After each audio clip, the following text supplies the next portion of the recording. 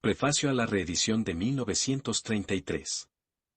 Este escrito fue publicado por primera vez en 1908, para el 25º aniversario de la muerte de nuestro maestro. Después han discurrido otros 25 años que han aportado la monstruosa guerra mundial y formidables revoluciones en Europa y Asia. Pero el método de Marx, todo aquello que aportó Marx a la humanidad pensante luchando por formas de vida superior, no ha sido superado en esta época de bruscos cambios sino, por el contrario, afirmado.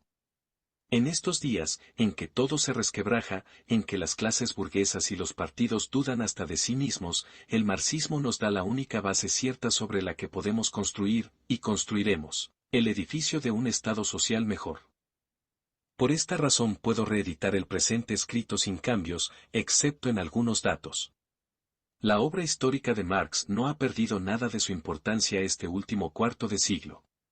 Domina más que nunca nuestra época.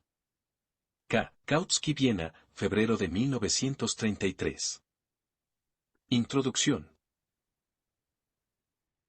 Hace ahora, 14 de marzo de 1980, 50 años que murió Karl Marx, y ya hace un siglo que apareció el manifiesto comunista en el que su doctrina fue expuesta, en sus grandes líneas, por primera vez.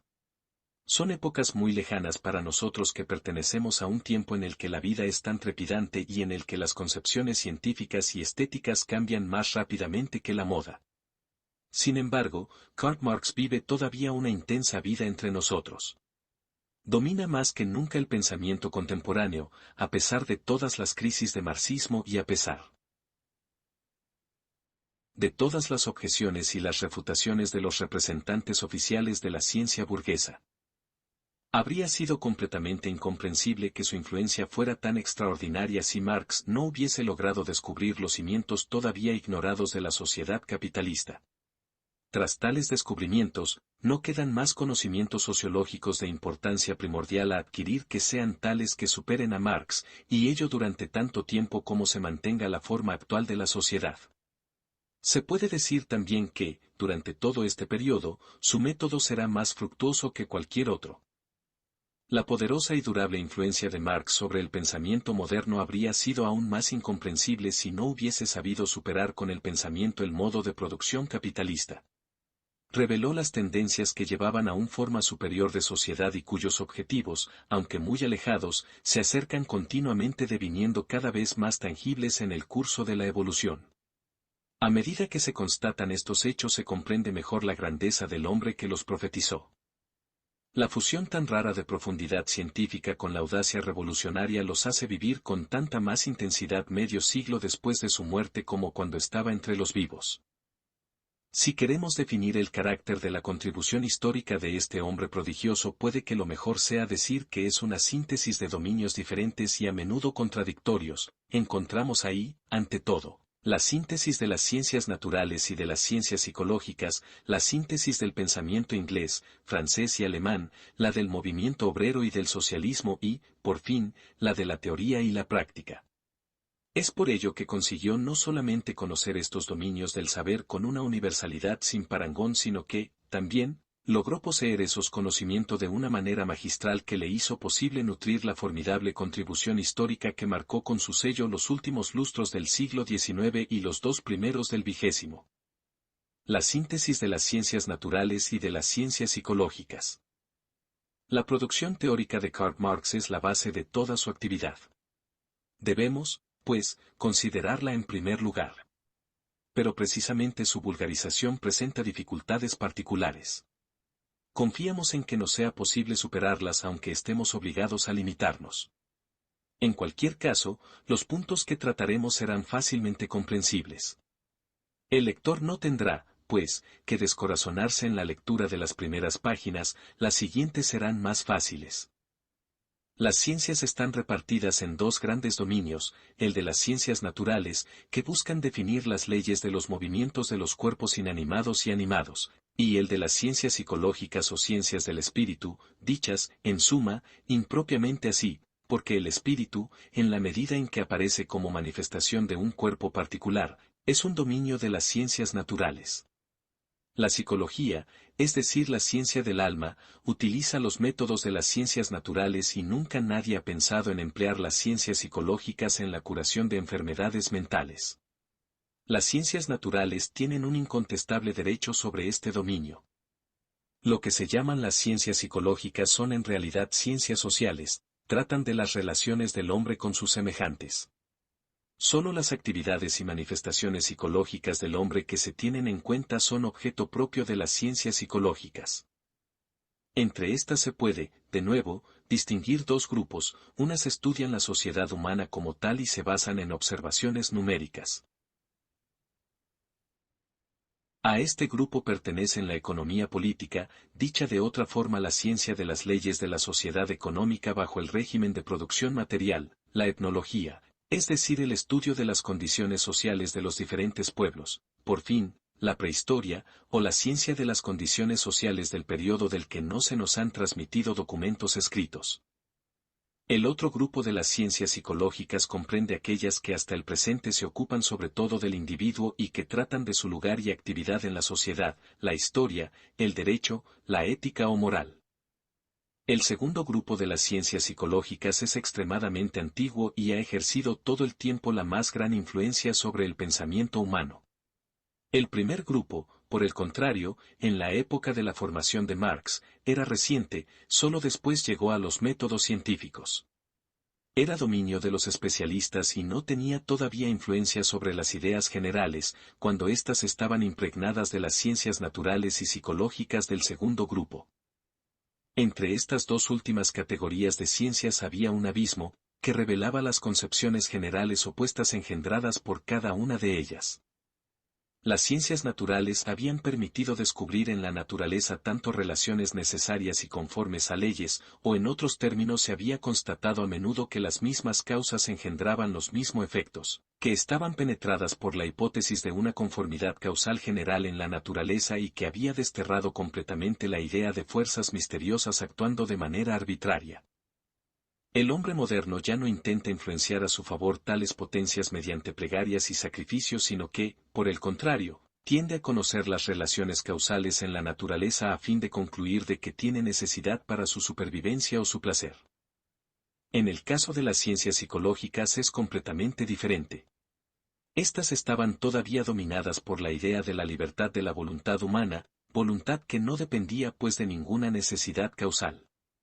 Los juristas y los moralistas estaban inclinados a mantenerse fieles a esta idea para no sentir que se abría la tierra bajo sus pies.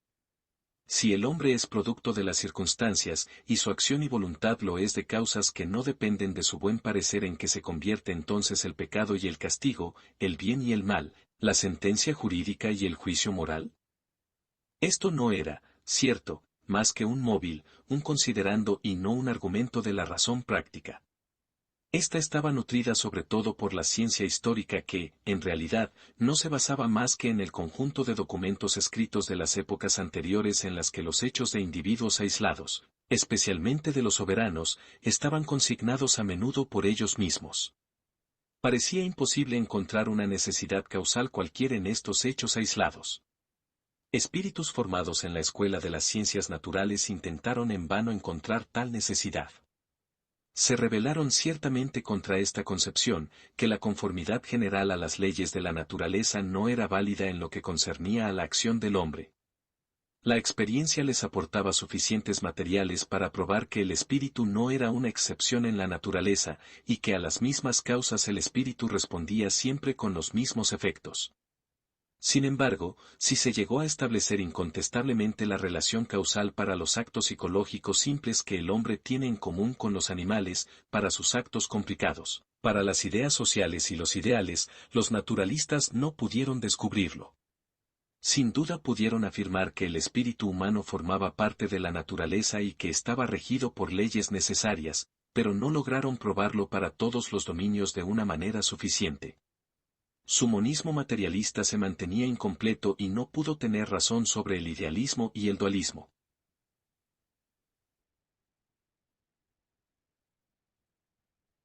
Entonces llegó Marx.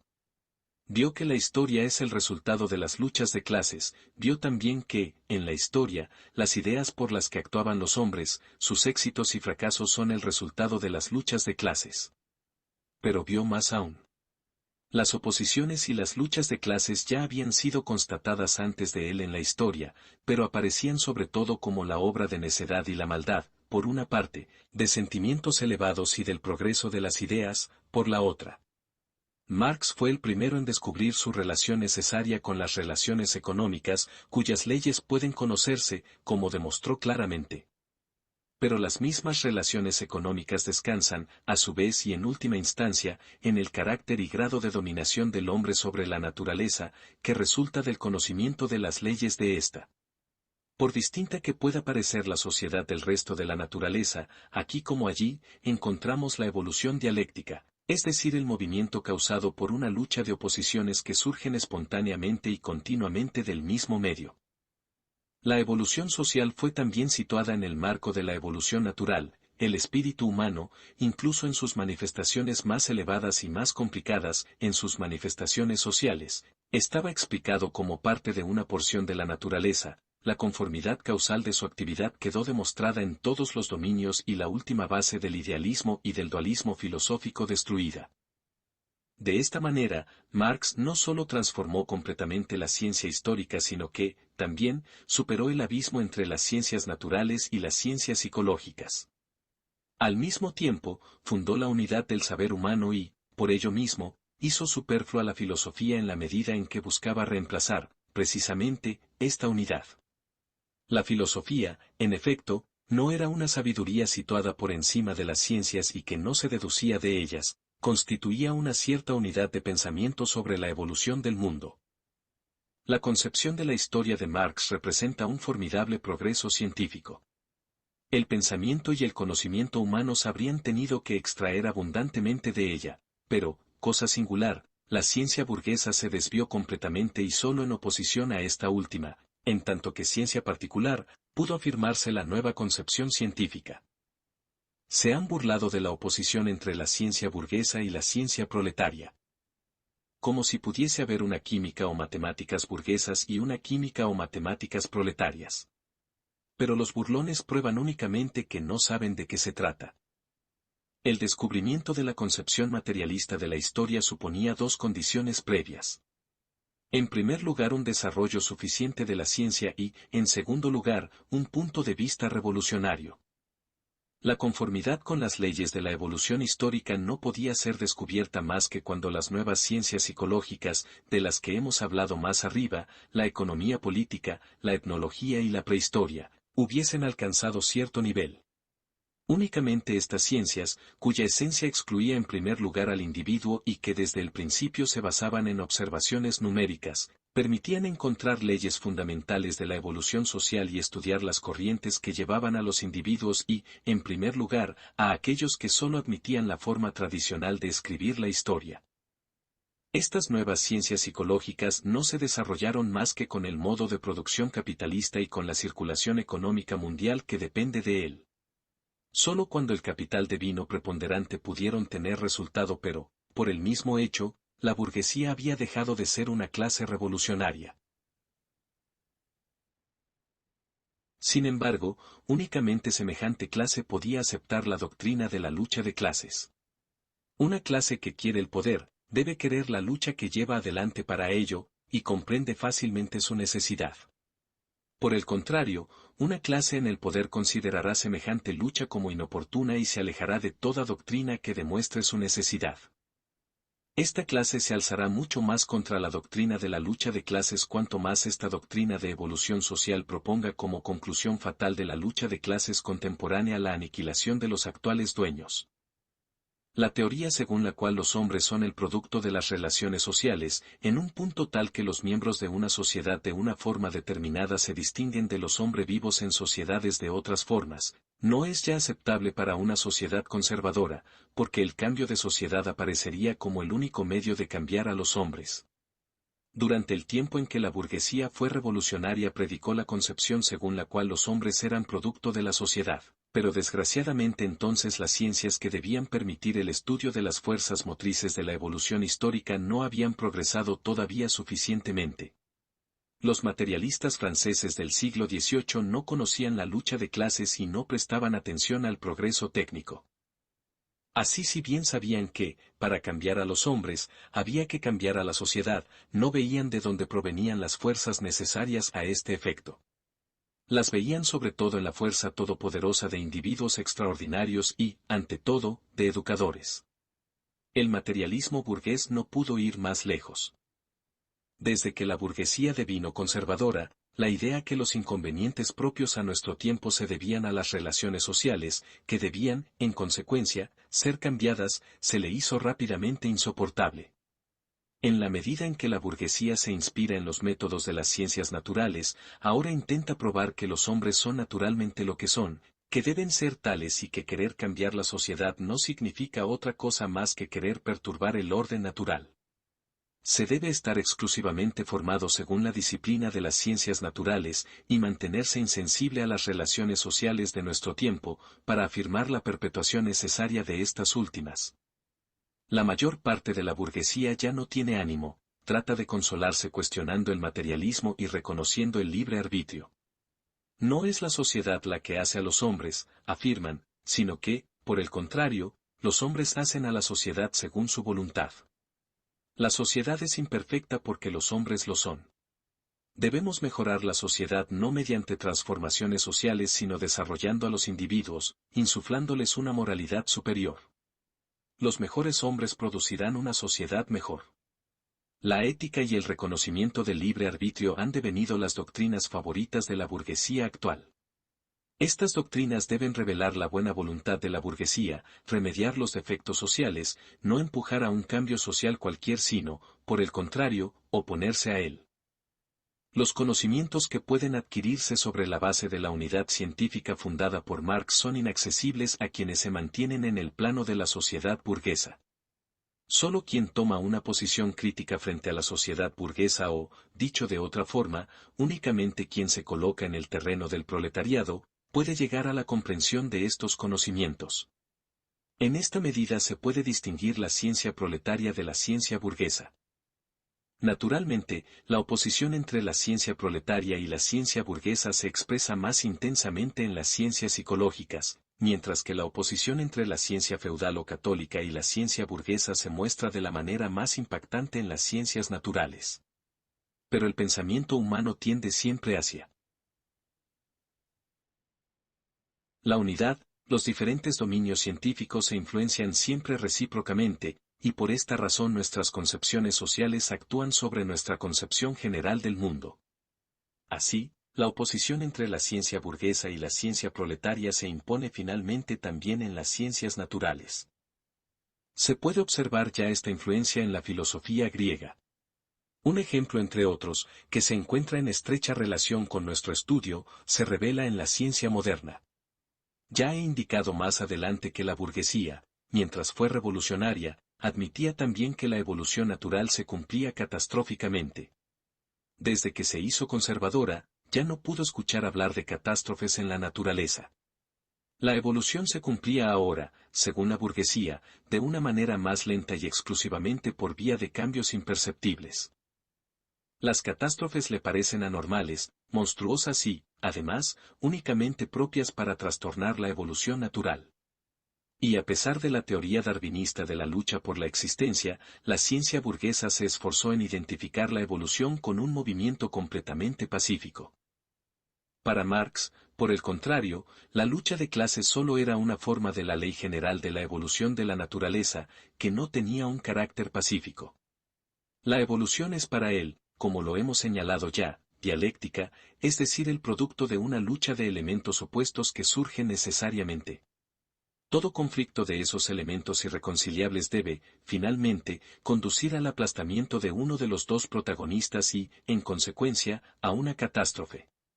Esta puede prepararse muy lentamente, la fuerza antagonista puede crecer imperceptiblemente, pero finalmente el hundimiento de uno de los antagonistas será inevitable, a consecuencia de la lucha y del crecimiento en fuerza del otro.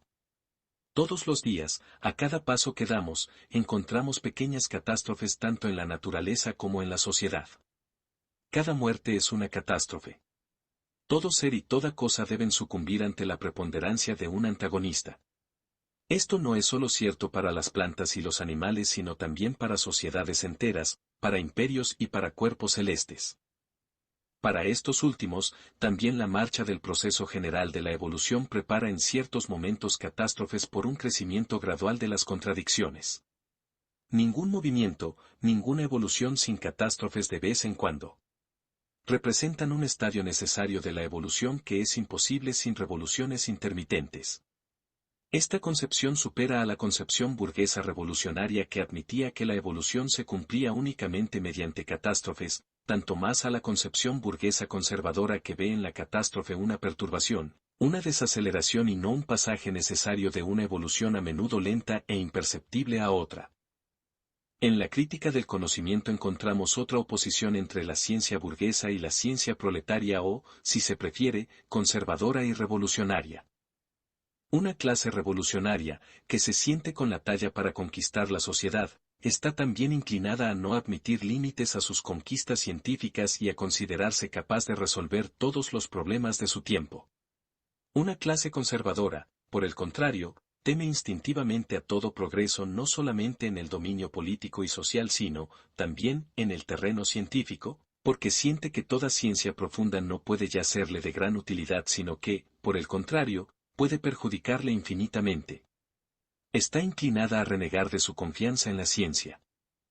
La ingenua seguridad que animaba a los pensadores revolucionarios del siglo XVIII, como si tuviesen en el bolsillo la solución para todos los enigmas del mundo, como si hablasen en nombre de la razón absoluta, ya no puede ser compartida hoy en día por el más audaz revolucionario. En nuestros días nadie negará aquello que sabía ciertamente más de un pensador del siglo XVIII e incluso de la antigüedad, que todo nuestro saber es relativo, que representa una relación del hombre, del yo, con el resto del mundo, y que nos muestra únicamente esa relación y no la del mundo en sí mismo. Todo conocimiento es, en consecuencia, relativo, condicionado y limitado y no hay verdades absolutas y eternas. Esto significa simplemente que no hay límites para nuestro conocimiento, que el proceso del conocimiento es ilimitado, infinito, y que es verdaderamente demencial proponer cualquier conocimiento como conclusión definitiva de la verdad. No es menos demencial considerar cualquier proposición como el límite extremo de la sabiduría que jamás podremos superar. Mucho mejor, sabemos que la humanidad siempre ha logrado superar cualquier límite de su saber, límite que sabe que puede franquear, tarde o temprano, para encontrar más lejos, por otra parte, nuevas fronteras que antes no sospechaba. No tenemos que temer en absoluto abordar cualquier problema que estemos en condiciones de elucidar. No hemos de dejar caer los brazos, desanimados, para murmurar resignados, ignoramos, jamás sabremos nada. Este desánimo, sin embargo, caracteriza al pensamiento burgués moderno. En lugar de tender con todas sus fuerzas a ampliar y profundizar nuestro saber, se aplica con todas sus fuerzas a fijar límites y a desacreditar la certidumbre del conocimiento científico. Mientras que la burguesía fue revolucionaria, hizo caso omiso a semejantes problemas. Tampoco Marx ahorró jamás esfuerzos para refutar la filosofía burguesa actual. Marx y Engels. Lo que permitió a Marx fundar la unidad de las ciencias fue su punto de vista revolucionario proletario.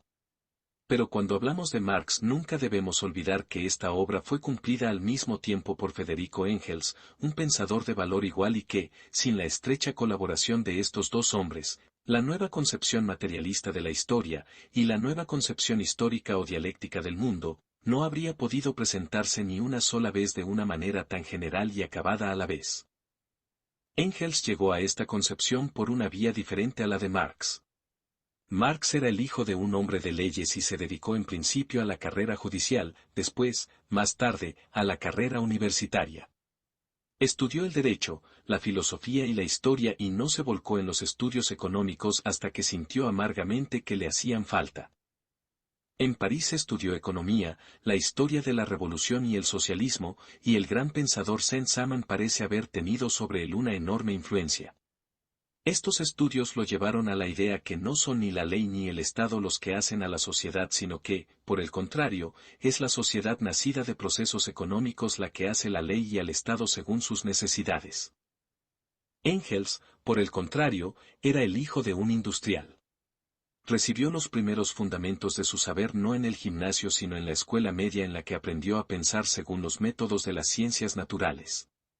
Entró enseguida en el comercio y ejerció la economía, práctica y teóricamente, en Manchester, el centro del capitalismo inglés en el que su padre poseía una fábrica.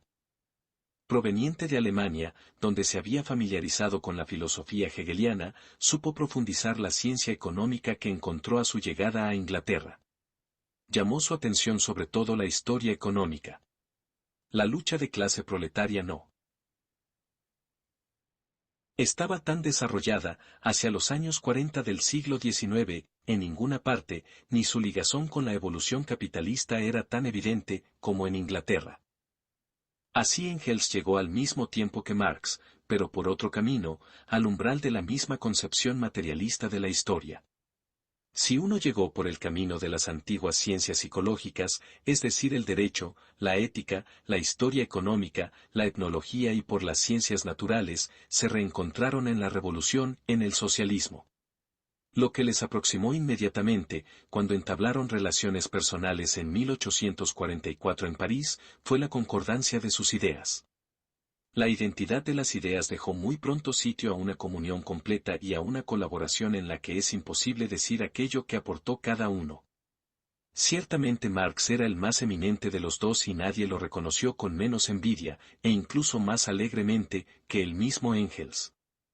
Su manera de pensar se llama desde entonces marxista, del nombre del mismo Marx. Pero Marx no hubiese podido producir lo que produjo sin Engels, de quien aprendió en una medida formidable, por otra parte igualmente cierto a la inversa. Cada uno de ellos se elevó gracias a su colaboración con el otro y llegó, así, a una ampliación de sus puntos de vista y a una universalidad que no habría podido conquistar por sí solo. Marx habría llegado, sin Engels y como Engels sin Marx, a la concepción materialista de la historia, pero su evolución habría sido más lenta porque los errores habrían sido más numerosos. Marx era el pensador más profundo y Engels el más audaz. En Marx estaba más desarrollada la fuerza de abstracción, es decir, el don de descubrir lo que es general en la confusión de los fenómenos particulares. En Engels, era el espíritu de combinación lo que predominaba, es decir, la capacidad de reconstituir, con la ayuda de observaciones particulares, el conjunto de un fenómeno. En Marx la capacidad de crítica y de autocrítica era más vigorosa, ponía freno a la audacia de su pensamiento y lo incitaba a avanzar prudentemente, pisando continuamente la tierra, mientras que Engels, el espíritu todo lleno de digna alegría que le daban sus grandiosos puntos de vista, se entusiasmaba rápidamente y sobrevolaba sobre las más grandes dificultades. Entre las numerosas sugestiones que Marx recibió de Engels una es, particularmente, importante. Marx se elevó formidablemente porque dominó la forma de pensamiento alemana y la enriqueció con el pensamiento francés. Engels, por otra parte, lo familiarizó con el pensamiento inglés. Desde entonces su pensamiento alcanzó toda su plenitud. Nada más erróneo que considerar al marxismo como puramente alemán. Desde el principio fue internacional. La síntesis del pensamiento alemán, francés e inglés. Tres naciones representaban en el siglo XIX la civilización moderna. Solo quien hubiese asimilado el espíritu de las tres y que estuviese armado, también, con todas las adquisiciones de su siglo, podía producir el inmenso trabajo que realizó Marx. La síntesis del pensamiento de estas tres naciones, en la que cada una de ellas pierde su aspecto unilateral, constituye el punto de partida de la contribución histórica de Marx y Engels. El capitalismo, como acabamos de mencionarlo más arriba, estaba, en la segunda mitad del siglo XIX, mucho más desarrollado en Inglaterra que en cualquier otro país. Este desarrollo se debía ante todo a la situación geográfica de esta potencia, situación que le permitió sacar ventajas apreciables de la política colonial de conquista y pillaje en la que se agotaron los estados europeos limítrofes del Océano Atlántico. Gracias a su situación insular, no necesitaba mantener un fuerte ejército permanente, Podía consagrar todos sus medios a su flota y conquistar, sin agotarse, la predominancia en los mares. Además, su riqueza en carbón y hierro le permitía consagrar las riquezas adquiridas por la política colonial al desarrollo de una gran industria capitalista que, a su vez, por la dominación de los mares, conquistaba el mercado mundial. Antes del desarrollo de los ferrocarriles el mercado solo podía abrirse para las mercancías de gran consumo a través de las vías marítimas. Por esta razón, fue posible estudiar en Inglaterra mejor que ningún otro lugar no solamente al capitalismo y sus tendencias sino, también y como lo hemos indicado, la lucha proletaria de clase que provocaron sus tendencias. En ninguna parte la ciencia del modo de producción capitalista, la economía política, había prosperado tanto. Lo mismo ocurría, gracias al comercio mundial, con la historia económica y la etnología. En Inglaterra se podía aprender, más que en ningún otro lugar, lo que sería la época por venir. Se podía conocer también, gracias a las nuevas ciencias psicológicas, las leyes de la evolución social que regían en todas las épocas, y así constituir la unidad de las ciencias naturales y psicológicas. Pero Inglaterra no ofrecía para este fin más que el material y no el método de investigación. Precisamente porque el capitalismo se desarrolló mucho más pronto en Inglaterra que en otros lugares es por lo que la burguesía llegó a la dirección de la sociedad antes que el feudalismo abdicase completamente en el dominio político, económico y espiritual y por lo que la burguesía conquistó allí una independencia completa. La política colonial misma, que estimulaba al capitalismo, daba también a los señores feudales nuevas fuerzas. Además, por razones ya mencionadas, el ejército permanente en Inglaterra no alcanzó un gran desarrollo, lo que impidió el establecimiento de un fuerte poder político centralizado. La burocracia se mantuvo débil y la administración autónoma de las clases reinantes potente frente a ella. Las luchas de clase no se concentraron, pues, sino que, por el contrario, se dispersaron. Resultó de ello un espíritu de compromiso entre el pasado y el presente que penetró toda la vida y todo el pensamiento. Los pensadores y los campeones de las clases nuevas no se levantaron formalmente contra el cristianismo, la aristocracia y la monarquía, sus partidos no redactaron grandes programas. No intentaron pensar sus ideas hasta el final, prefirieron luchar por medidas aisladas sugeridas por la actualidad más que por programas de conjunto. La estrechez de espíritu y el conservadurismo, la sobrevaloración del trabajo de detalle en política como en la ciencia, la abstención de toda veleidad de adquisición de un amplio horizonte, penetraron a todas las clases. En Francia, la situación era completamente diferente. Este país estaba económicamente más atrasado, sus industrias capitalistas eran ante todo industrias de lujo, la pequeña burguesía era predominante. Pero el tono lo daba la pequeña burguesía de París. Hasta la introducción de los ferrocarriles, no eran muy numerosas las grandes ciudades de al menos 500.000 de habitantes, como París, y ejercían un papel completamente diferente del que juegan actualmente. Antes del establecimiento de los ferrocarriles, que permitieron los transportes de grandes masas de hombres, los ejércitos solo podían ser de poca importancia, estaban dispersos en el país, imposibles de reunir rápidamente y su armamento no colocaba a las masas populares en un estado tan de inferioridad como actualmente. También, durante mucho tiempo antes de la Revolución, los parisinos se distinguieron por su empecinamiento para arrancar, por levantamientos armados repetidos, concesiones al gobierno. Antes de la introducción de la escolarización obligatoria, del mejoramiento de correos por la utilización del ferrocarril y del telégrafo, y de la difusión de los diarios en el campo, la superioridad y, en consecuencia, la influencia intelectual de la población de las grandes ciudades sobre el conjunto del país era extraordinariamente grande. La camaradería representaba para la masa de gente sin instrucción la única posibilidad de formarse un punto de vista político y estético, incluso científico. Cómo de grande era esta posibilidad para la gran ciudad en comparación con las pequeñas ciudades de provincia y las aldeas. Todos aquellos que en Francia tenían espíritu partían hacia París. Todo lo que sucedía en París era la obra de un espíritu superior. Fue esta población espiritual, brillante y valerosa, la que vio el hundimiento total del poder del Estado y de las clases reinantes. Las mismas causas que contrarrestaban en Francia la evolución económica empujaban a la ruina de la feudalidad y del Estado.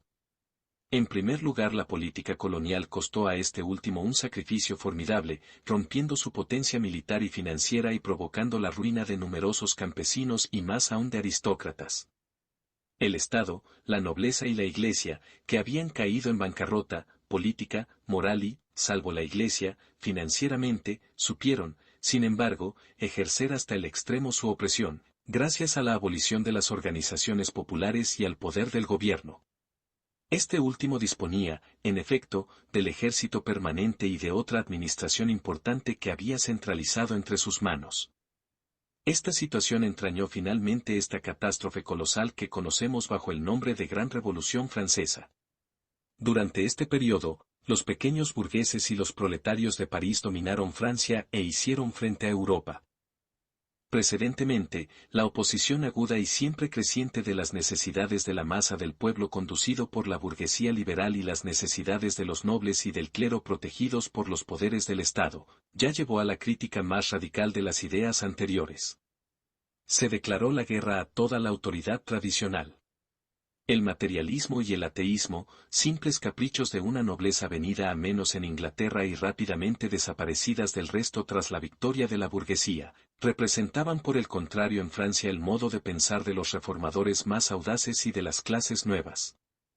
Si en Inglaterra, las causas económicas de los antagonistas y de las luchas fueron manifiestas, en la Francia revolucionaria, por el contrario, se pudo ver claramente que toda la lucha de clases es una lucha por el poder político. Se puede constatar también en Francia que la tarea de un gran partido político no se resume en la aplicación de algunas reformas sino que debe ser la conquista del poder político y que, por otra parte, esta conquista por una clase oprimida entraña siempre una modificación del mecanismo social. Si en Inglaterra, en la primera mitad del siglo XIX, era la ciencia económica la que estaba más avanzada, en Francia era el pensamiento político, si Inglaterra estaba regida por el espíritu de compromiso, Francia lo estaba por el del radicalismo, si en Inglaterra predominaba el trabajo de detalle de la lenta construcción orgánica, en Francia era el que necesita el ardor revolucionario. El pensamiento audaz y radical para él no hay nada sagrado, que persigue toda idea hasta el final sin miramientos y sin inquietud por las consecuencias, precedió a la acción audaz y radical. Pero por brillantes y seductores que fueran los resultados de este pensamiento y de esta acción, los defectos de estas ventajas también se desarrollaron. Lleno de impaciencia, no se toma el tiempo para prepararse y alcanzar los objetivos más extremos. Lleno de fervor en conquistar la fortaleza del Estado, se descuida el trabajo. Preliminar de investigación. Y este empuje para llegar a las más elevadas verdades entrañó rápidamente conclusiones altivas y puso en el lugar de la investigación paciente el gusto por las ideas espirituales e improvisadas. La tendencia a querer encerrar en algunas fórmulas y algunas grandes palabras la plenitud infinita de la vida vio la luz. Al prosaísmo británico se opuso la borrachera fraseológica gala. La situación en Alemania era también diferente. El capitalismo estaba allí aún menos desarrollado que en Francia porque Alemania estaba casi completamente cortada del acceso al Océano Atlántico, la gran ruta de los intercambios del comercio mundial de Europa, y porque no se recuperaba, a causa de este hecho, sino lentamente de las horribles devastaciones de la Guerra de los 30 años. Mucho más que Francia, Alemania era un país pequeño burgués, y además un país sin un fuerte poder político central. Dividido en un gran número de pequeños estados, no tenía una gran capital y la vida de las pequeñas ciudades y pequeños estados hacía a una poco numerosa pequeña burguesía débil y laxa. El hundimiento final de la feudalidad no fue el resultado de un levantamiento interior sino de una invasión del exterior. No son los burgueses alemanes sino, por el contrario, los soldados franceses, quienes derribaron la feudalidad en las zonas más importantes de Alemania. Cierto, los grandes éxitos de la burguesía ascendente en Inglaterra y en Francia estimularon también a la burguesía alemana, pero el deseo de acción de sus elementos más enérgicos y más inteligentes no pudo realizarse en ninguno de los dominios que había conquistado la burguesía de Europa Occidental. No podía ni fundar ni dirigir grandes empresas comerciales e industriales, ni intervenir en los destinos del Estado gracias a los parlamentos y a una prensa potente, ni dirigir flotas y ejércitos. La realidad era desesperante para esta burguesía y no le quedó otro remedio más que la evasión en el pensamiento puro y la transfiguración de la realidad por el arte, al que se dedicó apasionadamente y en el que creó grandes cosas. Aquí el pueblo alemán sobrepasó a Francia e Inglaterra. Mientras que éstas producían Fox, Pitt y Burke, un Mirabeau, un Danton, un Robespierre, un Nelson y un Napoleón, Alemania dio un Schiller, un Goethe, Kant, Fichte y Hegel. El pensamiento era la ocupación más elevada de los grandes alemanes, la idea se presentaba en ellos como dueña del mundo, la revolución del pensamiento como medio de revolucionar el mundo. Cuanto más estrecha y miserable era la realidad, más intentaba el pensamiento elevarse por encima de ella, sobrepasar sus límites y comprender todo el infinito. Mientras que los ingleses concebían los mejores métodos para perfeccionar sus flotas y su industria, los franceses para asegurar la victoria de sus ejércitos y de sus insurrecciones, los alemanes imaginaron los mejores métodos para el avance del pensamiento y de la investigación intelectual. Pero estos resultados, como los de Francia e Inglaterra, no carecían de desventajas para la teoría como para la práctica. El alejamiento de la realidad produjo una ignorancia del mundo y una sobrevaloración de la importancia de las ideas a las que se atribuyó una vida y fuerza en sí, independientes de la cabeza de los hombres que las creaban y que tenían que realizarlas. Se contentaban con tener teorías justas y descuidaban luchar para conquistar la potencia necesaria a fin de aplicarlas. Por más profunda que fuese la filosofía alemana, por más metódica que deviniese la ciencia alemana, por más entusiasta que fuese el idealismo alemán, por más majestuosas que fuesen las obras que realizaron, todo esto no ocultaba menos una indecible impotencia para actuar y una total y absoluta renuncia frente a la lucha por el poder. El ideal alemán fue mucho más sublime que el ideal francés o incluso que el ideal inglés, pero no se dio ningún paso para aproximarse a él. Se declaraba de antemano que el ideal era inaccesible. Durante mucho tiempo los alemanes no supieron desembarazarse del idealismo inactivo, como los ingleses del conservadurismo y los franceses de la fraseología extremista. El desarrollo de la gran industria hizo desaparecer, finalmente, a este idealismo para reemplazarlo por un espíritu belicoso. Antes había encontrado un reactivo en la influencia del espíritu francés tras la Revolución. Alemania le es deudora de algunos de sus más grandes espíritus. Recordemos que Henry Heine y Ferdinand Lassalle unieron el pensamiento francés revolucionario con el método filosófico alemán. Pero el resultado fue más importante aún cuando esta unión se completó con la ciencia económica inglesa. Fue a esta síntesis a la que debemos los trabajos de Engels y Marx. Reconocieron que la economía y la política, el trabajo de detalle de la organización del ardor revolucionario, se condicionaban una a la otra, que el trabajo de detalle es estéril sin el objetivo esencial que es a la vez el estimulante y la razón, que este objetivo es impreciso sin el trabajo previo de detalle, que es el único que da la capacidad de lucha necesaria para lograrlo. Reconocieron también que tal objetivo no puede nacer de la simple necesidad revolucionaria, que debe ser deducido de las ilusiones y del ambiente, por la aplicación concienzuda de los métodos de investigación científica, y que debe estar al unísono del conjunto del saber de la humanidad. Reconocieron además que la economía es el fundamento de la evolución social, y que comprende las leyes que rigen necesariamente esta evolución. Inglaterra les dio la mayor parte de la documentación económica que utilizaron y la filosofía alemana el mejor método para deducir de ella el objetivo de la evolución social contemporánea. La Revolución Francesa les demostró de la forma más clara la necesidad de conquistar la potencia y, especialmente, el poder político para llegar al objetivo. Fue así como crearon el socialismo científico moderno mediante la fusión de todo lo que el pensamiento inglés, francés y alemán tenían de grande y fértil. La unión del movimiento obrero y del socialismo. La concepción materialista de la historia marcó una fecha memorable.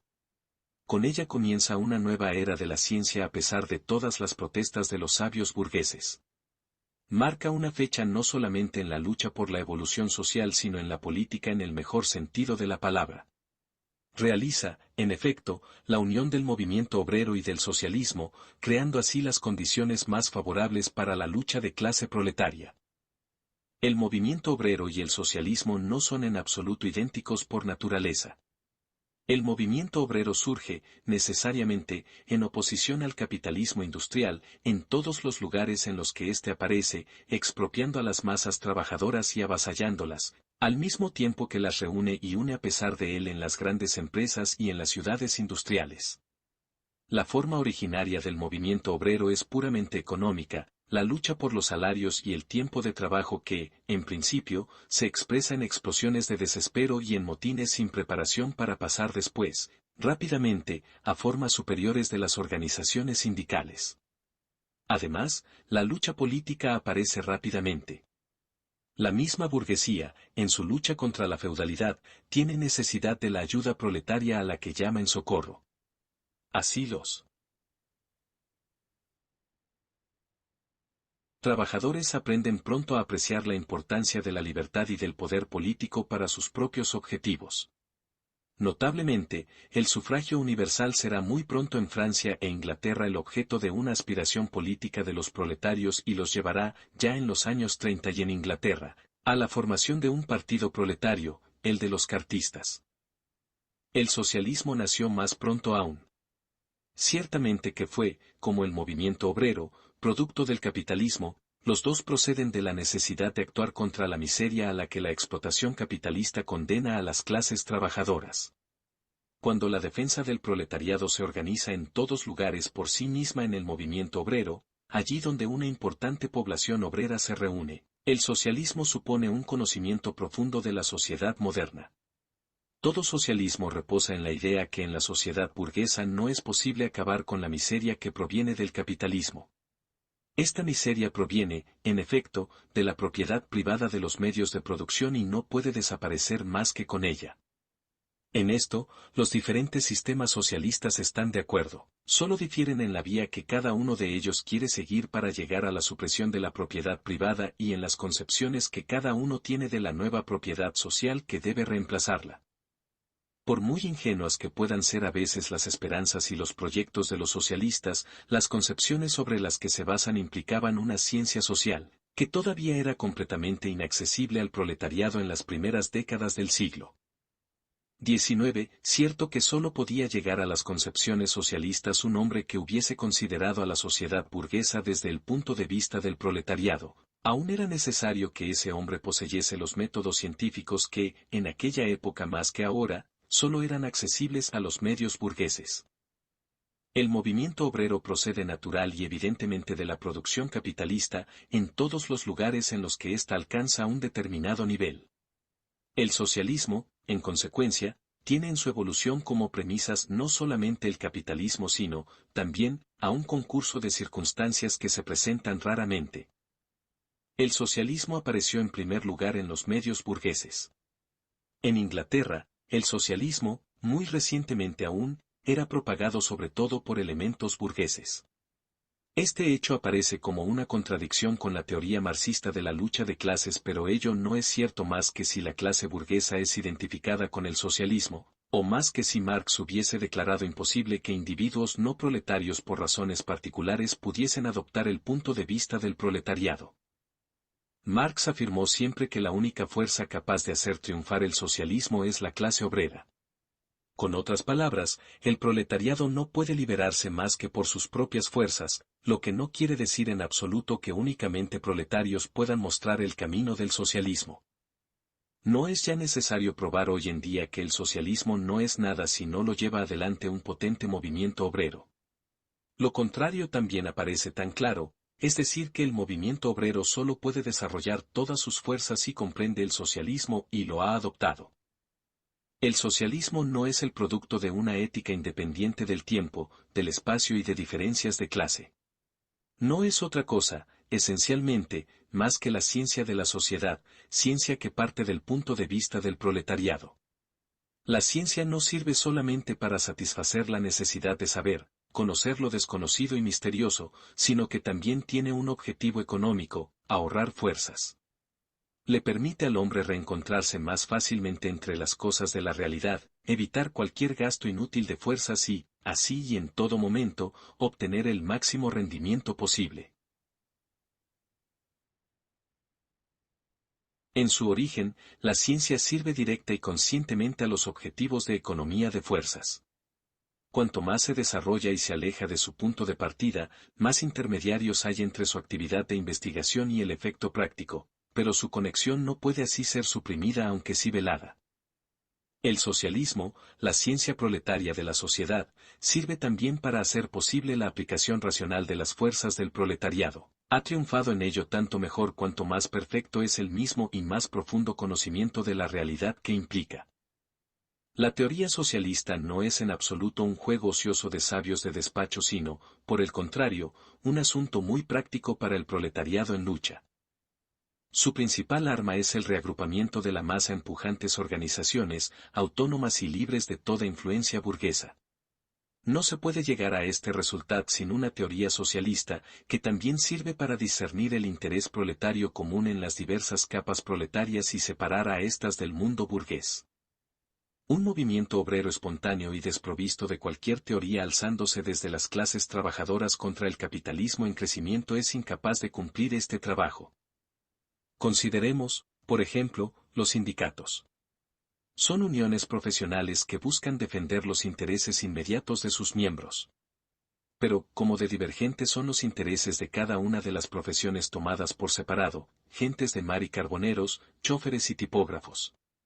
Sin teoría socialista no pueden conocer sus intereses comunes y las diferentes capas del proletariado se consideran mutuamente como extrañas, incluso como enemigas.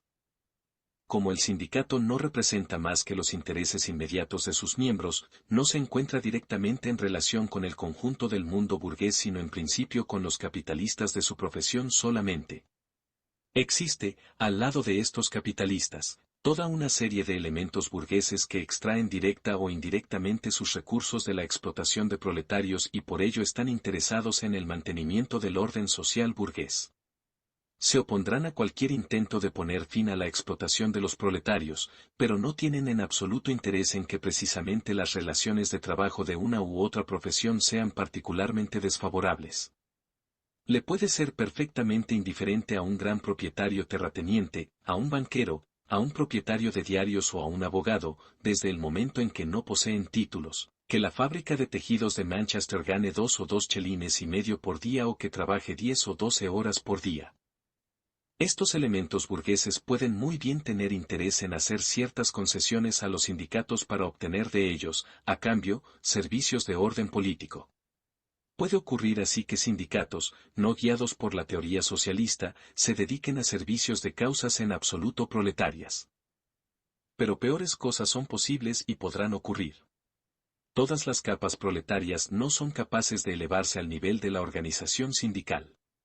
Se crea una diferencia en el proletariado entre trabajadores organizados y no organizados. Cuando los primeros están penetrados por el pensamiento socialista forman la parte más combativa del proletariado. Cuando les falta este pensamiento, los organizados devienen fácilmente aristócratas que no solamente pierden toda simpatía hacia los obreros no organizados sino que, a menudo, incluso entran en oposición con ellos, haciéndoles más difícil organizarse para monopolizar así las ventajas. Así, el movimiento sindical puede incluso llevar, a pesar del crecimiento de la potencia de determinadas capas, a un debilitamiento directo del conjunto del proletariado cuando el movimiento sindical no está penetrado del espíritu socialista.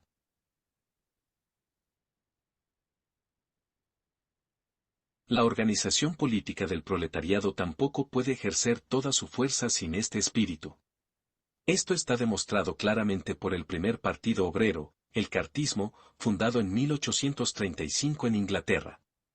Ciertamente este comprendía a elementos progresistas y clarividentes, sin embargo, en su conjunto, no seguía un programa socialista determinado sino solamente objetivos aislados, prácticos y accesibles. Ante todo, el sufragio universal, que no debe ser ciertamente un objetivo en sí mismo sino un medio de alcanzar el objetivo. Este objetivo solo consistía para el conjunto de los cartistas en reivindicaciones económicas inmediatas aisladas y, ante todo, en la jornada de trabajo normal de 10 horas. Resultó de ello una primera desventaja, el partido no fue puramente un partido de clase, el sufragio universal le interesaba también a los pequeños burgueses.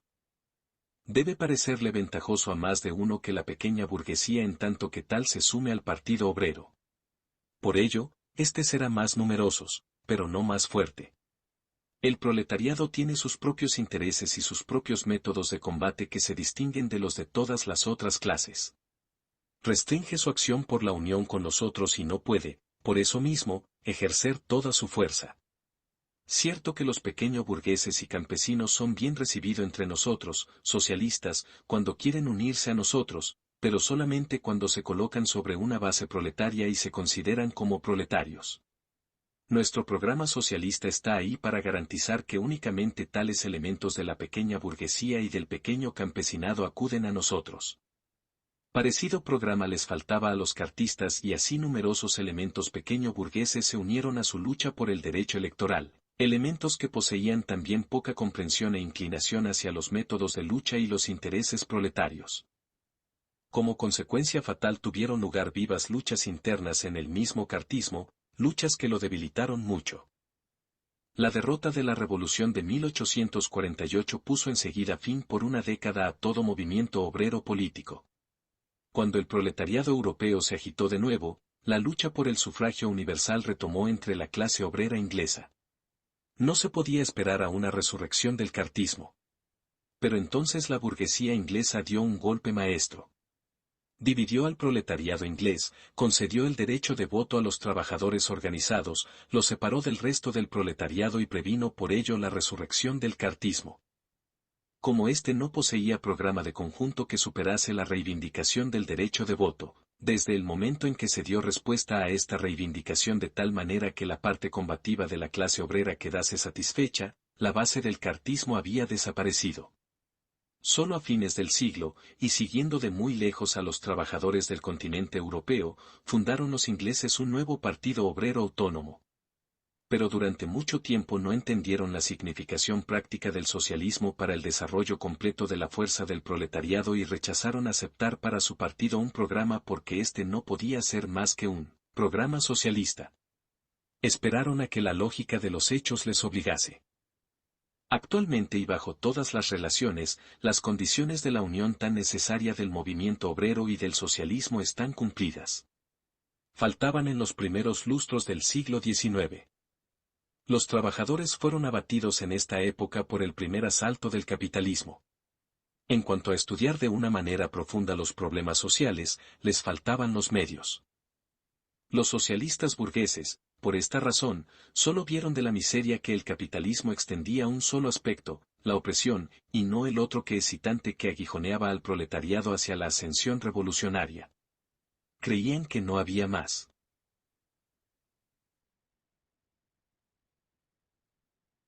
Que un factor que permitía realizar la liberación del proletariado, la buena voluntad de la burguesía. Apreciaban a la burguesía en su propio valor, creyendo encontrar en ella suficientes compañeros de ideas para estar en condiciones de aplicar medidas socialistas.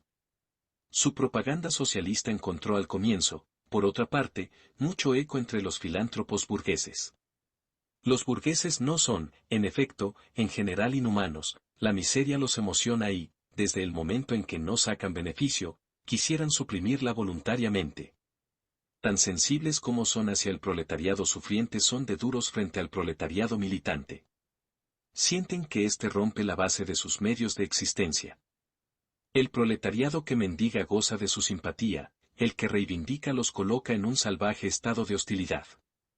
Así los socialistas burgueses encontrarán poco gusto en que el movimiento obrero les amenace con quitarles el factor con el que más cuenta, la simpatía de la burguesía bien pensante hacia los proletarios. Veían mucho más en el movimiento obrero un elemento enojoso porque su confianza en el proletariado, que en ese tiempo representaba aún en general una masa de un nivel extremadamente bajo, era mínima y constaban más claramente la insuficiencia e ingenuidad del movimiento obrero. Llegaron a alzarse directamente contra el movimiento obrero, por ejemplo, mostrando cómo los sindicatos serían superfluos puesto que solo querían aumentar los salarios en lugar de combatir el mismo sistema de salariado que es la causa de todo el mal. Poco a poco, sin embargo, se preparaba un viraje. Hacia 1840, El movimiento obrero había evolucionado suficientemente como para producir una serie de espíritus de los mejor dotados que asimilaron el socialismo y que vieron en él la ciencia proletaria de la sociedad. Estos trabajadores sabían ya, por su propia experiencia, que no podían contar con la filantropía de la burguesía. Comprendieron que el proletariado debía liberarse por sí mismo. Además, socialistas burgueses también llegaron a la idea que no podían confiar en la generosidad de la burguesía. Cierto, no confiaban en el proletariado. Su movimiento solo les parecía una fuerza destructiva que amenazaba toda civilización. Creyeron que solo la inteligencia burguesa podía construir una sociedad socialista, ya no veían la fuerza motriz necesaria para este fin en la compasión hacia el proletariado sino en el miedo a un proletariado agresivo. Captaron su impresionante poder y comprendieron que el movimiento obrero proviene, necesariamente, del modo de producción capitalista y que crece siempre durante este modo de producción. Esperaban que el miedo al movimiento obrero en crecimiento incitase a la burguesía inteligente a descartar el peligro mediante medidas socialistas. Era un progreso importante, aunque la unión del socialismo y del movimiento obrero no podía proceder de tal concepción. A los obreros socialistas les faltaba, en efecto y a pesar de todo el genio de algunos de ellos, el vasto saber necesario para fundar una teoría del socialismo en la que éste estuviese orgánicamente ligado con el movimiento obrero. Los obreros socialistas solo pudieron retomar el viejo socialismo burgués, es decir, el utopismo y adaptarlo a sus necesidades.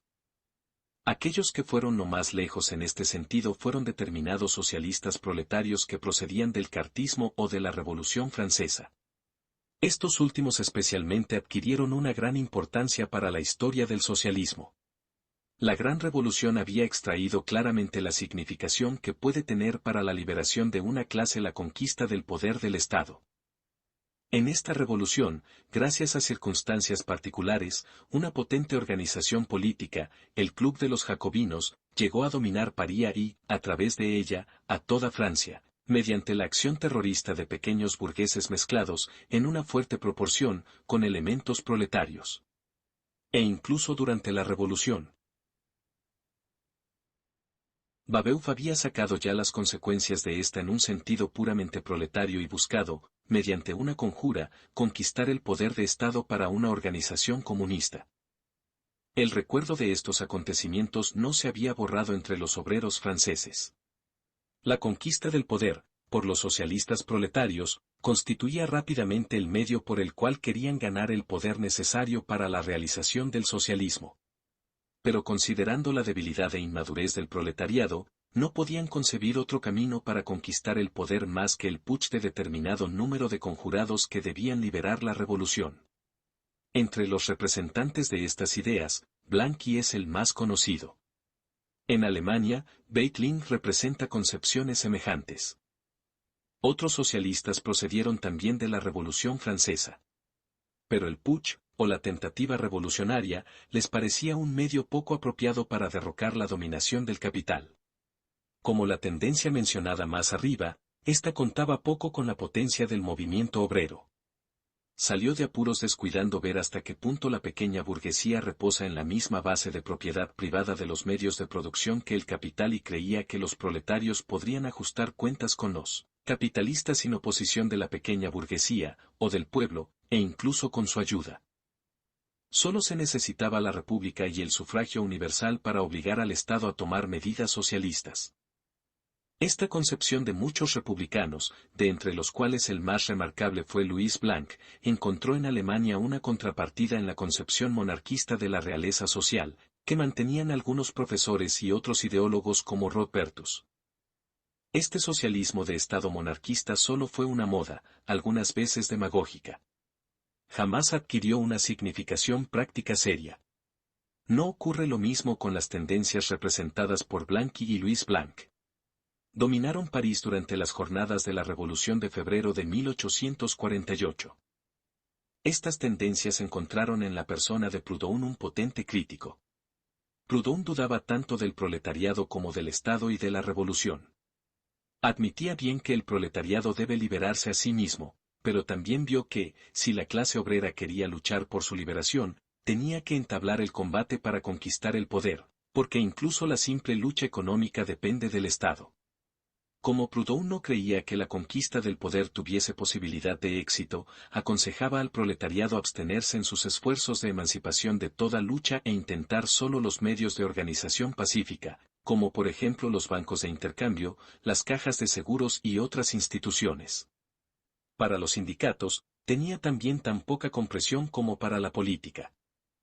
Así, el movimiento obrero y el socialismo, y todos los intentos de crear una relación más estrecha entre ellos, durante la década en que Marx y Engels fijaron su punto de vista y sus métodos, formaban un caos de tendencias tan diversas como múltiples, caos en el que cada una de ellas había descubierto una pequeña parte de lo verdadero pero que ninguna de ellas podía captarlo completamente y en el que todas ellas debían acabar, tarde o temprano, en fracaso.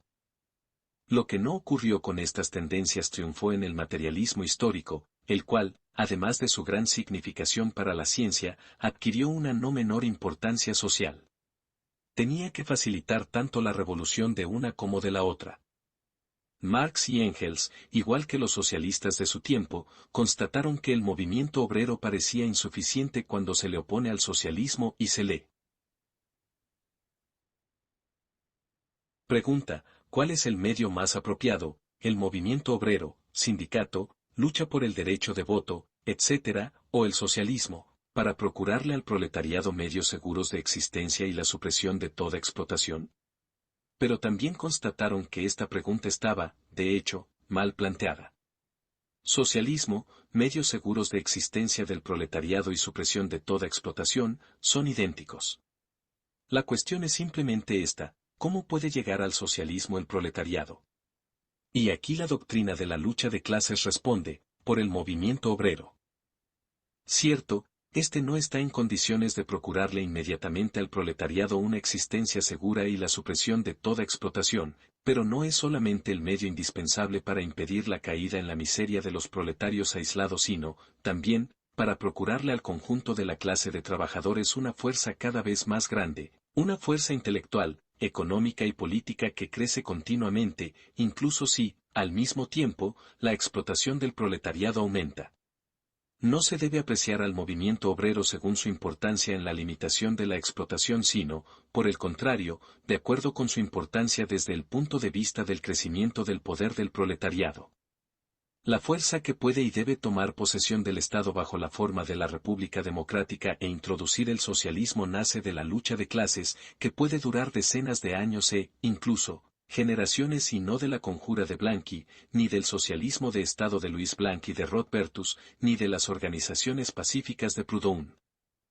Llevar adelante la lucha de clases económica y política, ocuparse de la manera más celosa del trabajo de detalle, pero con el pensamiento de realizarlo con amplias miras socialistas, agrupar en un todo formidable, unificado y armonioso, desarrollándose irresistiblemente cada día las organizaciones y las actividades del proletariado. Estas son, según Marx y Engels, las tareas de todos aquellos que, proletarios o no, se colocan en el punto de vista del proletariado al que quieren liberar. El crecimiento del poder del proletariado descansa el mismo, en última instancia, sobre el reemplazo de los modos de producción precapitalistas y pequeño burgueses por el modo de producción capitalista, que aumenta el número de proletarios, los concentra, los hace indispensables para el conjunto de la sociedad y crea, al mismo tiempo y a causa del capital cada vez más concentrado, las premisas de la organización social de la producción, que ya no deben ser buscadas arbitrariamente por los utopistas, sino, por el contrario, deben proceder de la realidad capitalista. Por esta concepción, Marx y Engels han creado el fundamento sobre el que se eleva la democracia socialista, el fundamento sobre el que se coloca el proletariado militante del mundo entero y del que parte su marcha triunfal. Esta contribución no fue posible mientras que el socialismo no poseyó su ciencia independiente de la burguesía. Los socialistas anteriores a Marx y Engels eran, ciertamente y en la mayor parte, iniciados en la ciencia de la economía política, pero la tomaban sin espíritu crítico, bajo la forma en la que había sido creada por los pensadores burgueses, y no se distinguían de ellos más que por las conclusiones a favor del proletariado que extraían. Marx fue el primero en emprender, de una manera completamente independiente, El estudio del modo de producción capitalista y mostró cómo se puede le concebir más claramente y más profundamente cuando se le considera desde un punto de vista proletario en lugar de desde un punto de vista burgués, porque el punto de vista proletario supera ese modo de producción en lugar de incluirse en él. Solo Marx logró captar el carácter histórico propio del capitalismo al considerarlo como una forma social que evoluciona. Este formidable trabajo está contenido en El Capital de Marx, aparecido en 1867. Antes, ya había expuesto, con Engels, su nuevo punto de vista socialista en el Manifiesto Comunista de 1848. Así, el combate de emancipación proletaria recibió un fundamento científico de una grandeza y una solidez que no poseyó ninguna otra clase revolucionaria antes. Pero, ciertamente, no ha habido ninguna clase a la que le incumbiese una tarea tan gigantesca como la que le incumbe al proletariado moderno que debe reencuadernar el mundo entero que el capitalismo ha sacado de sus puntadas de cocido. El proletariado no es, por suerte, un Hamlet que acoge tal tarea con lamento. De la grandeza de ésta saca él su confianza. Síntesis de la teoría y de la práctica. Hemos examinado los principales trabajos de Marx y de su colaborador Engels. Pero la exposición de su producción quedaría incompleta si no hablásemos de la síntesis de la teoría y la práctica que constituye uno de sus aspectos principales. Para el pensamiento burgués, esto es una debilidad de su obra científica, ante la cual, puede que con maledicencia e incomprensión incluso, la ciencia burguesa debe inclinarse.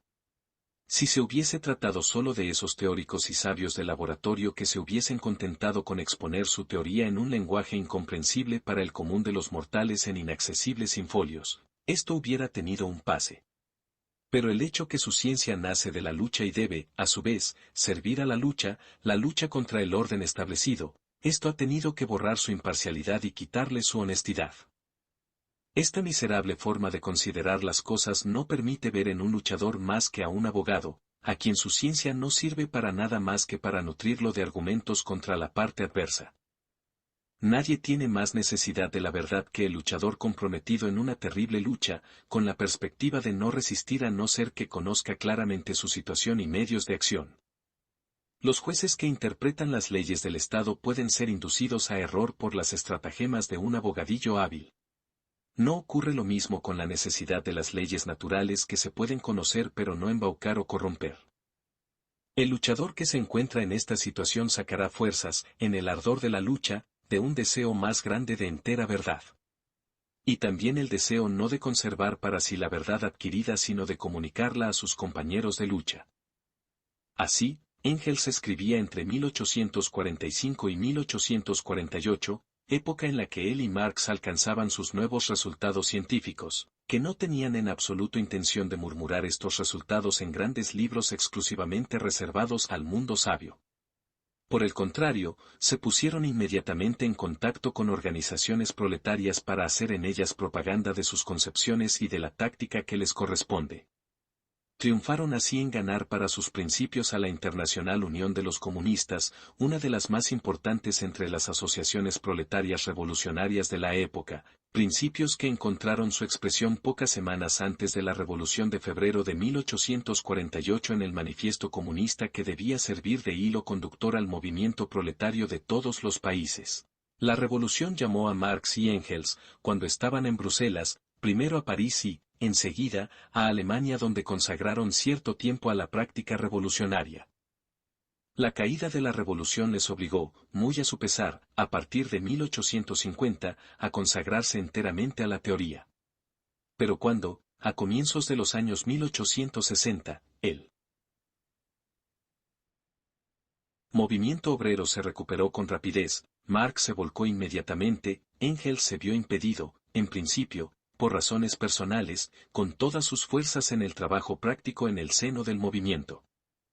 Entró en la Asociación Internacional de Trabajadores, fundada en 1864 y que debía convertirse rápidamente en un espantajo para toda la Europa burguesa.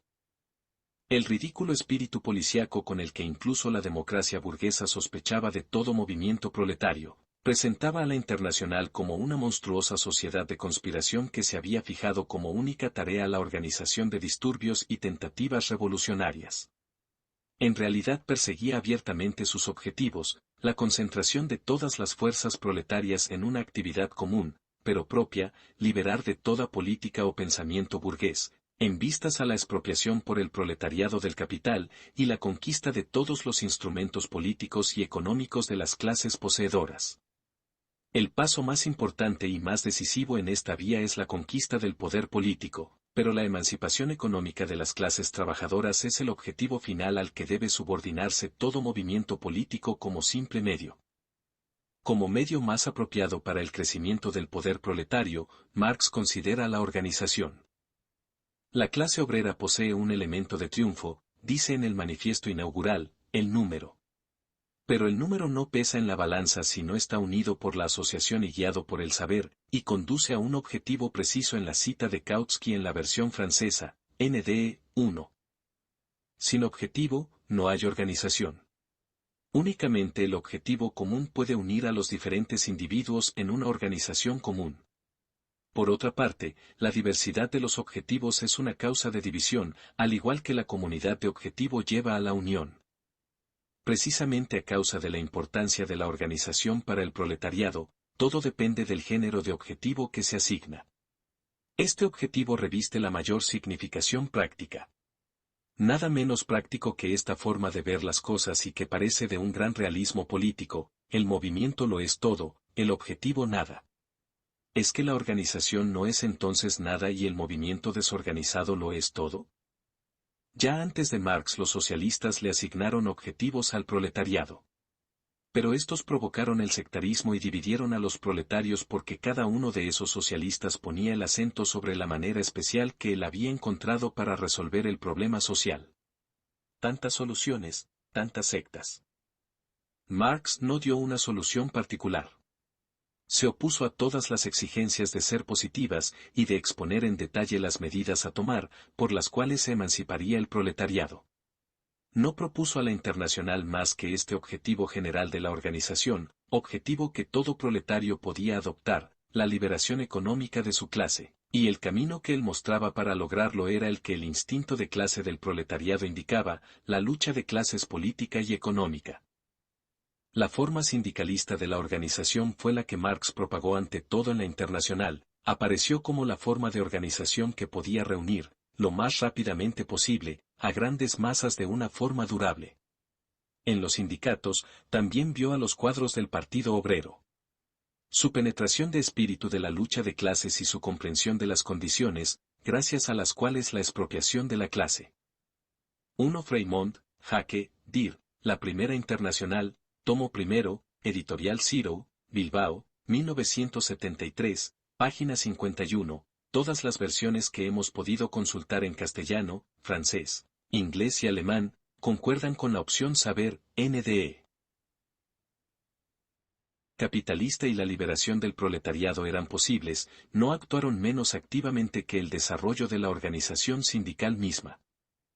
Existían fuertes oposiciones a vencer, precisamente entre los trabajadores más avanzados, que estaban entonces penetrados por el espíritu de los antiguos socialistas y que apreciaban poco a los sindicatos, porque estos no atacaban al sistema de salariado. Les parecieron como una desviación del buen método, que veían en la fundación de organizaciones en las cuales el sistema de salariado estaba directamente vencido como en las cooperativas de producción. Sí, a pesar de todo, la organización sindical hizo rápidos progresos en el continente europeo a partir de la segunda mitad de los años 60, se debió ante todo a la Internacional y a la influencia que Marx ejerció sobre ella y por ella. Los sindicatos no eran para Marx un fin en sí mismo sino solamente el medio de llevar adelante la lucha contra el orden capitalista. Se opuso de la forma más enérgica a los jefes de los sindicatos que trataron de desviarlos de este objetivo, ya fuera por razones estrechamente personales o por consideraciones puramente sindicales, especialmente contra los funcionarios sindicales que comenzaron a hacer trampas con los liberales.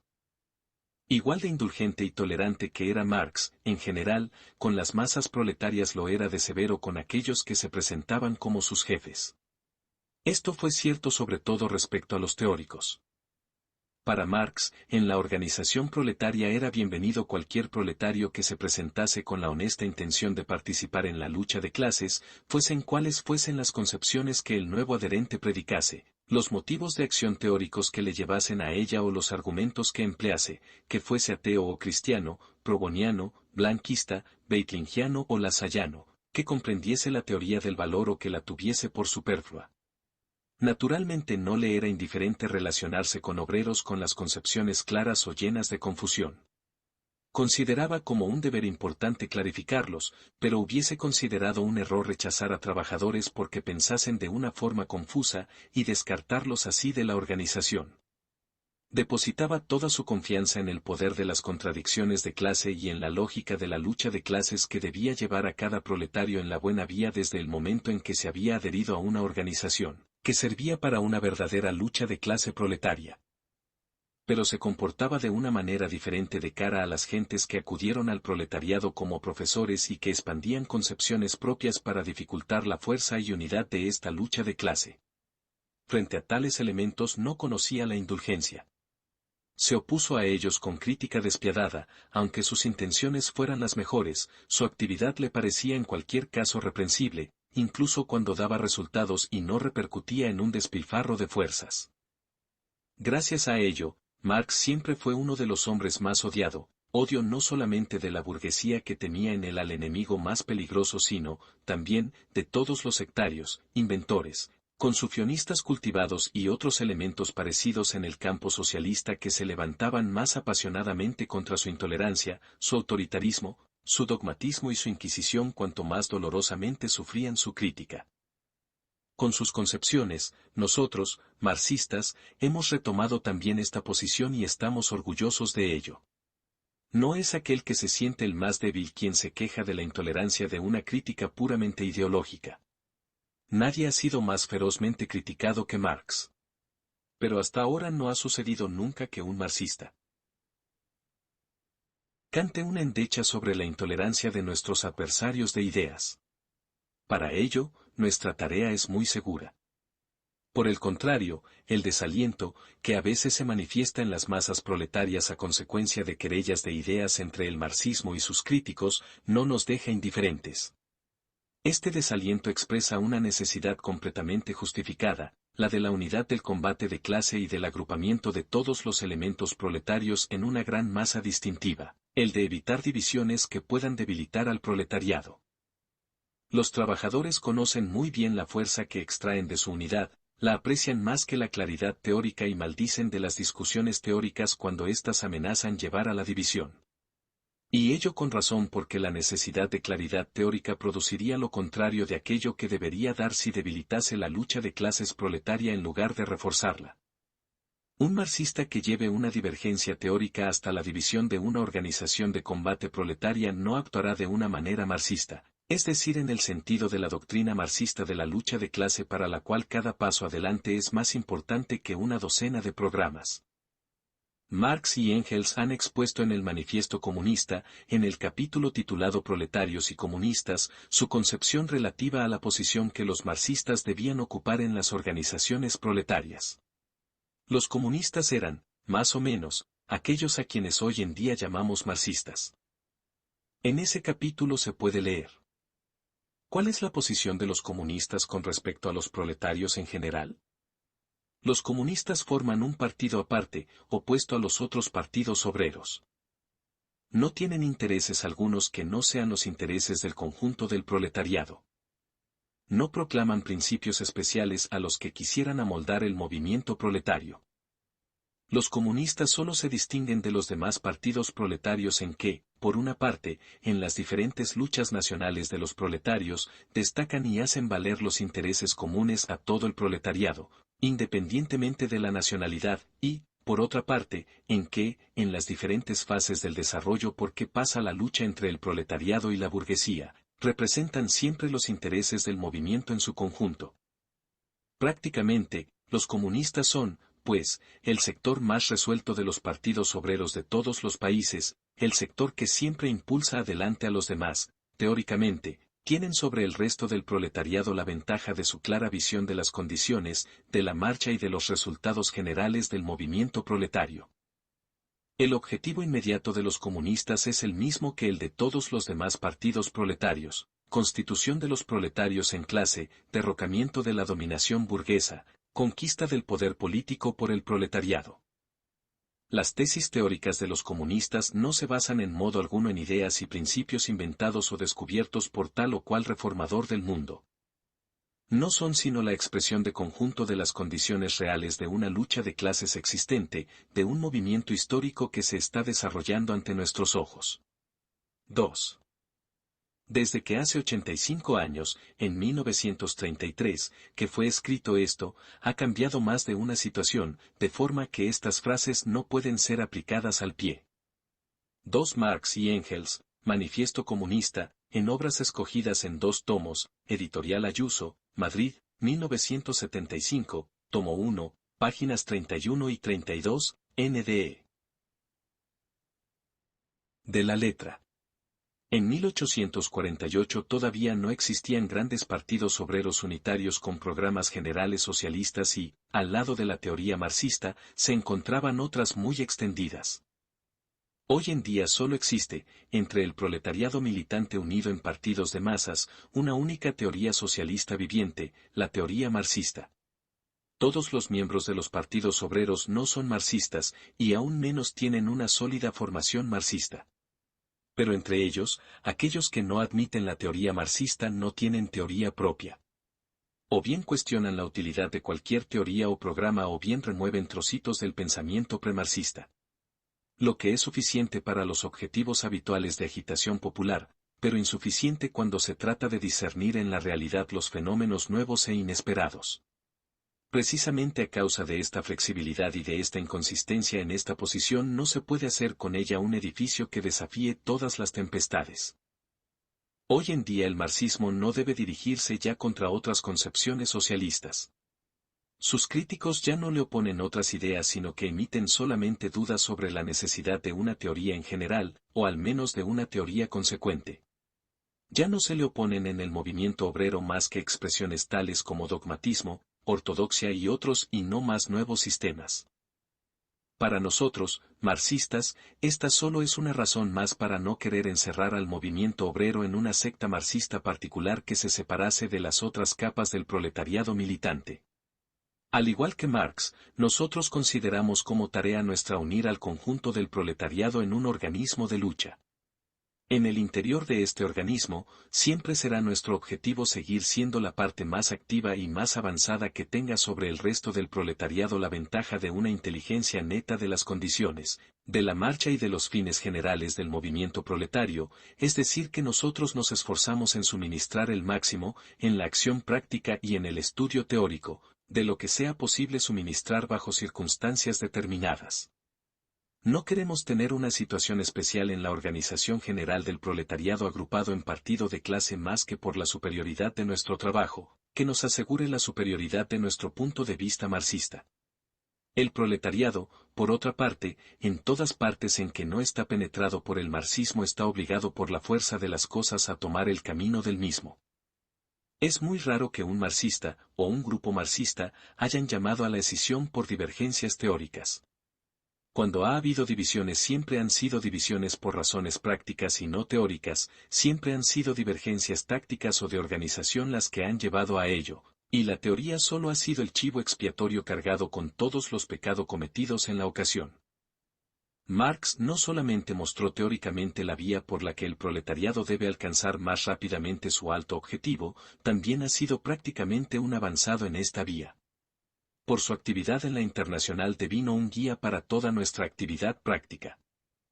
Hoy en día aún, la oposición tan profunda entre comunistas y socialdemócratas no es teórica sino práctica. Por este motivo no hablaremos de ella aquí mucho. Esta oposición es una oposición táctica y de organización, y no del marxismo y del antimarxismo, sino por el contrario el de la democracia y la dictadura. Al respecto, podemos, nosotros socialdemócratas, referirnos plenamente a Marx, que intervino en las cuestiones del partido y de los sindicatos a favor de la democracia más completa y en la del Estado a favor de la República Democrática. 3. 3 párrafo añadido en 1933. No solamente como pensador sino también como modelo, tenemos aquí que conmemorar a Marx o, mejor, lo que más está en su espíritu, estudiarlo. No sacaremos un menor beneficio de la historia de su actividad personal que de la de sus estudios teóricos. Para conocer su audacia hay que leer su proceso que se desarrolló en Colonia el 9 de febrero de 1849 a causa de su llamamiento a la resistencia armada, proceso en el que expone la necesidad de una nueva revolución.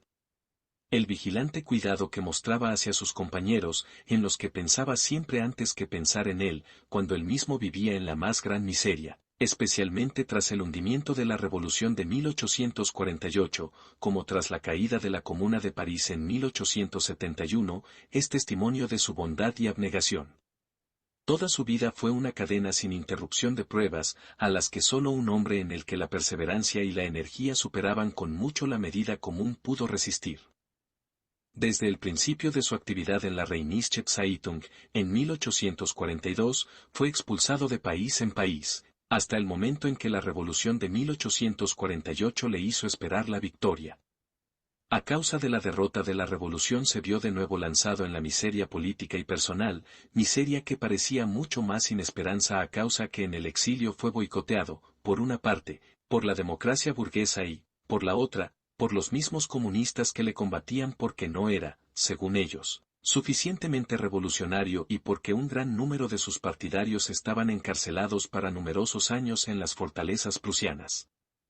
Finalmente llegó un claro, la Internacional, pero después de unos pocos años, desapareció también a consecuencia de la caída de la Comuna de París y fue disuelta en la confusión.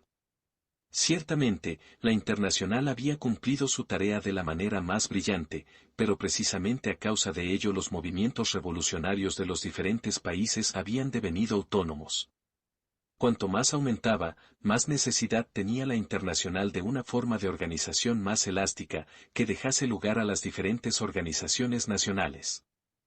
Sin embargo, en el mismo momento, los dirigentes de los sindicatos ingleses que querían marchar con los liberales se sintieron a disgusto a causa de las tendencias de la lucha de clases, cuando en los países latinos el anarquismo vacunista se rebelaba contra la participación de los trabajadores en la política, fenómenos que empujaron precisamente entonces al Consejo General de la Internacional a la aplicación más rigurosa de sus atribuciones centralizadoras, cuando el federalismo era más necesario que nunca en la organización.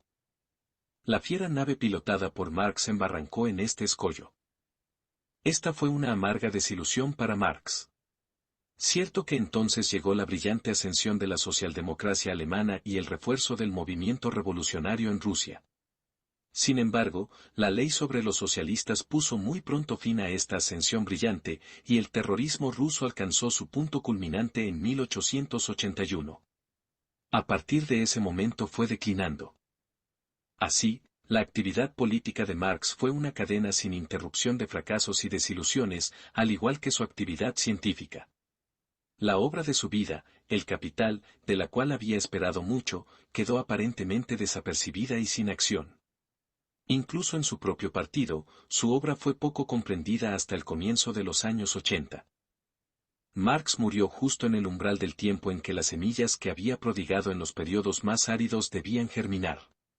Murió en el momento en que el movimiento proletario se extendía a toda Europa y se penetraba del espíritu de Marx colocándose los fundamentos que había establecido, que dio un periodo de ascenso victorioso al proletariado.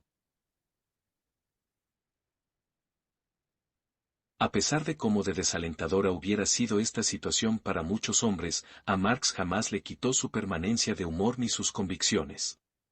Superó tan fuertemente su medio y vio tan lejos de éste, que pudo percibir mucho más lejos de este medio la tierra prometida que la gran masa de sus contemporáneos ni sospechaba que existiese. La grandeza de su obra científica, la profundidad de su teoría, de donde extrajo lo mejor de su fuerza de carácter, donde enraizaron su energía y sus convicciones, le pusieron a salvo de todo desfallecimiento y de ese desequilibrio de sentimientos que hace pasar del júbilo de hoy en día al sombrío pesimismo de mañana. Nosotros también tenemos que beber de esa fuente a fin de estar seguros que estaremos a la altura de nuestra tarea. Entonces podremos esperar alcanzar nuestro objetivo más pronto que si no lo hiciésemos así. La bandera de la liberación del proletariado y de la humanidad entera que desplegó Marx, que blandió la generación anterior a la nuestra, jamás abatida, jamás desalentada por ataques continuamente renovados. Esta bandera la plantarán sobre las ruinas de la fortaleza capitalista los combatientes que él formó. Cuadernos de Formación Marxista Anno 2014. Para contactar con nosotros, germinal-1917@yahoo.es. Visita nuestra página web www.grupgerminal.org.